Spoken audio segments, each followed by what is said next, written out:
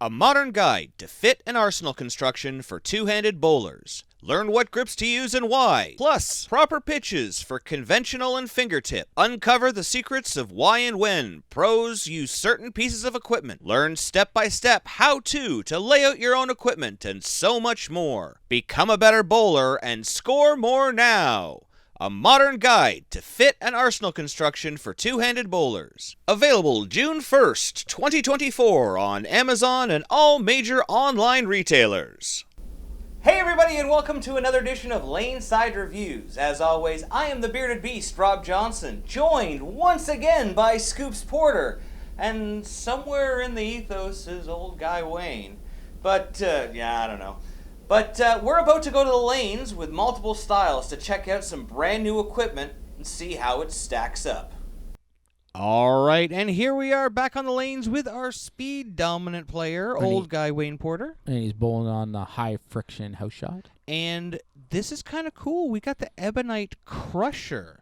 Not a crush. No, and not a crush R. But a crusher. Maybe we'll get a crush or and a crusher later.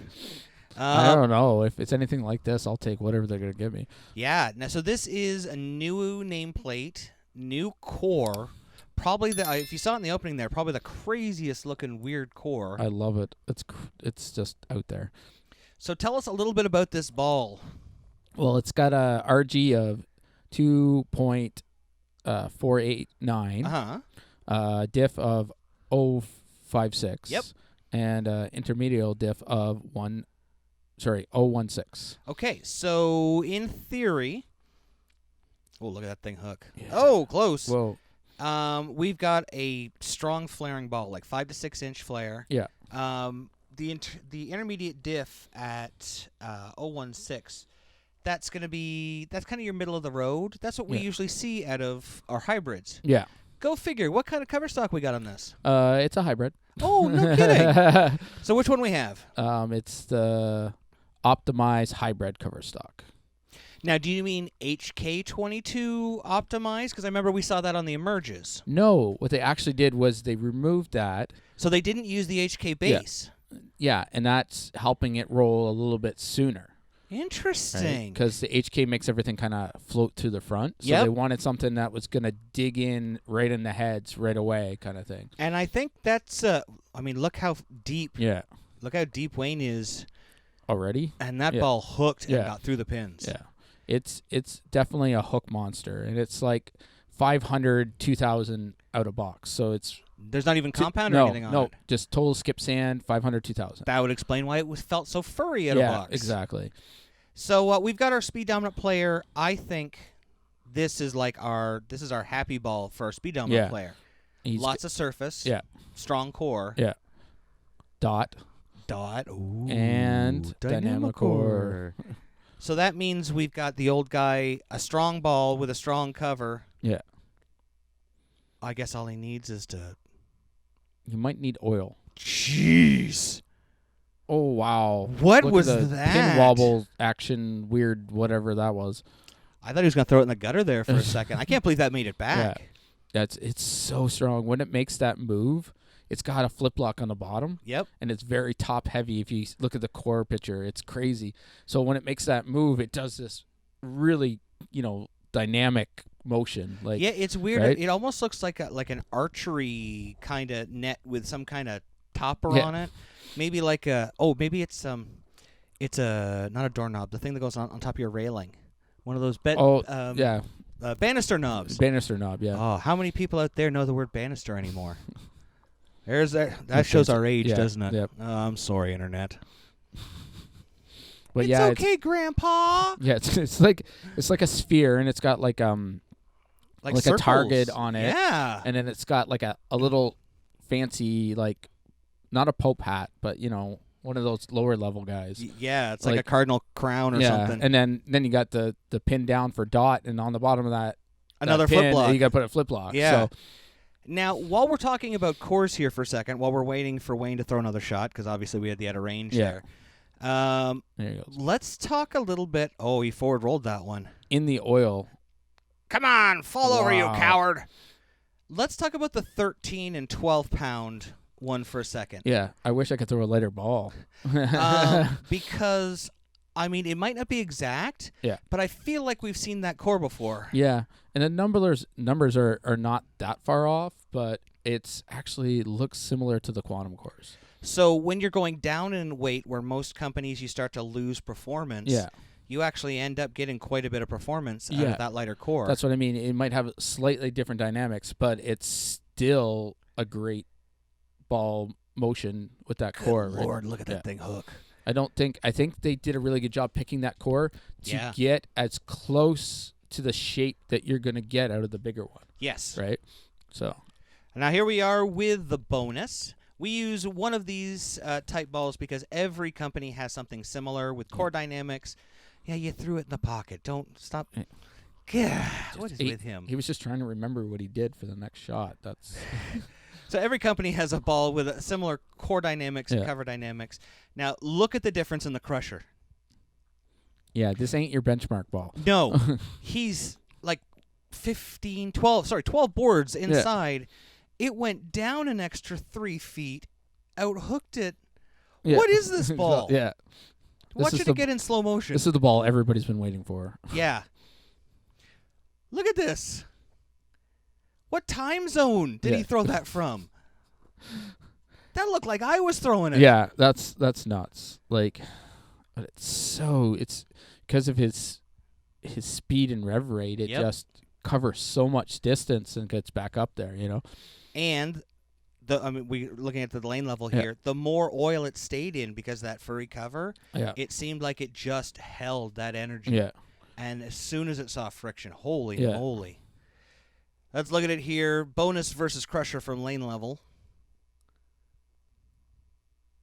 You see it get out wider and still get left of it back again. Do you see how fast it stood up? You got outside and almost like it just tipped back over. Yeah. We'll watch it here in regular old guy Wayne speed, not sped up like we had the last two. Yeah, you can just watch. Okay, so that's equal. It's Boom. passed. And it exits off the deck. Off the deck to the left. Yeah. It outperformed in every single possible way. Yeah, exactly. And it covered like it was on the lane so much longer. It's just good nuts. Lord. Now here you are with it. Oh my goodness, yes. Now I'm not going to lie here. This ball is already in Nick's bag. Yeah. You can see it. Like, that was benchmark, and I missed to the right. And look how hard it came off the spot. Yeah. This ball is just, wow, I can't say it. I think this ball is going back to Ebonite's roots. This is something that Ebonite used to do well with the early rolling and the strong carry. So let's talk about that a little bit. A long, long time ago, when we were young lads, the original Crush R Red came out. Yes. And it had a flip block. Yep. And this crazy looking almost like a plum core. Yeah. It was like a blown up light bulb. And it created a motion that nobody had. Yeah. Like the Crush series just seemed to destroy everybody. Yeah, it was out hooking like everything. It was like the generation of the 3-piece ball. Yep. So they could make the weight blocks heavier and more dense, and it just had more motion and more. It did things that other balls couldn't do. Exactly. Here we are. Oh God, when did this come out? Oh, I'm gonna feel old. Please don't have a date. I'm trying to look it up. Okay, it doesn't have a date. I'm gonna say mid 1990s. Yeah. Because I don't want to be too old. Yeah, there you go. No, yeah. Here of course, we are. I got to get in a little bit. If I'm going to keep it in the oil, I got to get it in a little bit before I can get it out, So here we are 30 years later, and dot dynamic core and a crazy-looking core. I could see this being Ebonite's best ball this year. Yes. I could almost, I know we've got a lot of tournaments and stuff coming up this fall. We're getting back into the season. Yeah. This might be the best ball we've seen from Ebonite in a while. Yes, I would say that for sure. Because this... As much as the other stuff is really good, and there's a few lines that are epic... I have not seen performance... Fall down, you coward! Like, I haven't seen performance like this No. from Ebonite in a long time. yeah. And I just feel like this is back to their roots. Yep. Like, maybe not like the technology wise in the cores, but like the motion. Like, this is what you talk about in the 90s and the early 2000s. What they were known for, Yep. right? And you think about, like, I just want you to think about the balls that we're talking about. Yeah. We're talking about, like, the game breakers. Yeah. We're talking about the fireballs. We're talking about the things that have been thrown over the last few years that have been incredible. Yeah. And then look at this performance. Yeah. I don't remember an Ebonite ball with this kind of performance. No. Even the game breakers that were, game breaker 2, 3, 4. Yep. They keep. I mean, they kept getting better. Yeah. But they were controlled. Yeah. This is something they haven't really had motion wise, I don't think, in a while. Like, yeah, because you think like the Emerge. The Emerge was a strong rolling ball, but it didn't hook like this. No. You think about like the One.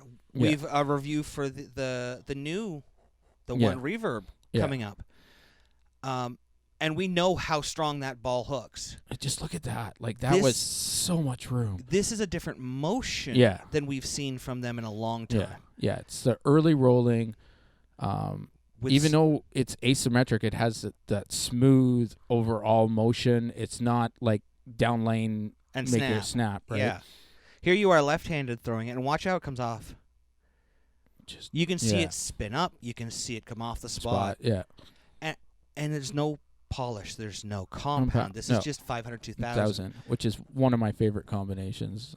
But that means that in theory, you can take the surface up. Here you are with the bonus. You could take the surface up and speed up how quickly it sees the friction. You could hit it with 500, 1,000, 2,000, or 1,500. Get it earlier and smooth it out. Yeah. You hit it at 4,000 and get longer and snappier. Yeah. There's so much potential. I mean, I wouldn't touch it, but I mean, this is on a house shot. Yeah. Just, even like if I wanted to play on a sports shot that was a little bit, longer, I could square up and play more of the gutter with it. Absolutely. Just change the surface a little bit. Yeah. And then like the same thing is like, a medium shot. Like you said, hit it with a 4,000 instead of a 2,000. So look at the difference here between your bonus. The Crusher actually goes down farther and still out-hooked it. Yeah. And got through the pins more. Here we are on the lane level. Yeah. You can see a big difference here. And look, you throwing that out, you hit the 5 board on that, which is usually an out of bounds for us. You threw that to the friction. Yeah. And it was still decently smooth. Yeah. And then this one.